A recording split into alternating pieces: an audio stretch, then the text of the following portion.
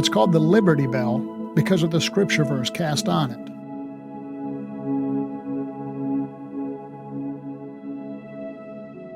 Here rests an American soldier, unknown but to God.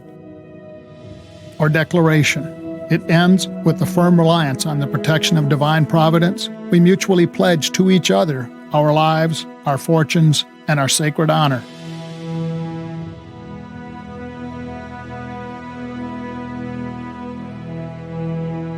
Let us show you Mount Vernon, the home of George Washington.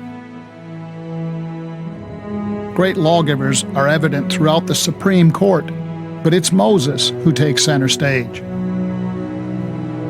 The U.S. Capitol. What a majestic building. As the architect of the Capitol in 1808, Benjamin Latrobe's design called for the rotunda to be used for divine services. That's church, folks. And the Capitol was used for decades to come, becoming the first megachurch in America, with President Jefferson attending during his time in office.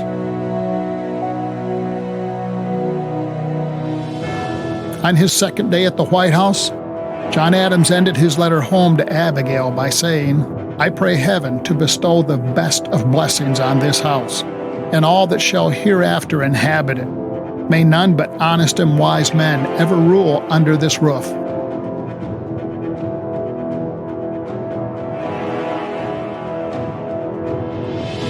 A man who condemned slavery in his original draft of the Declaration of Independence and sought to end it.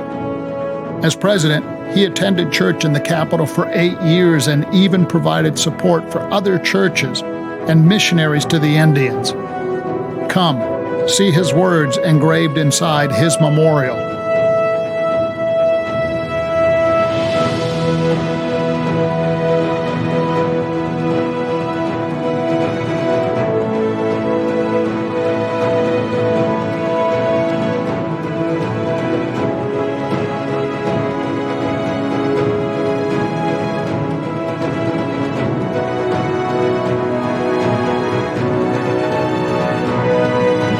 Learn how his Gettysburg Address inspired the addition of "Under God" in our pledge.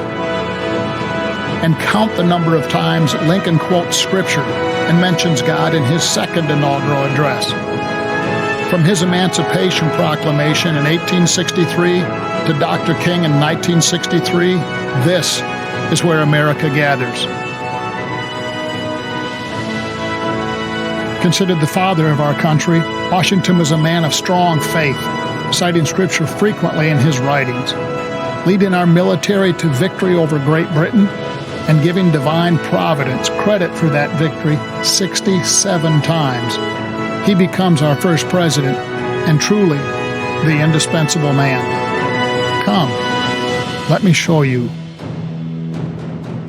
When folks question me about this being a Christian nation founded on Judeo-Christian principles, my answer is always the same.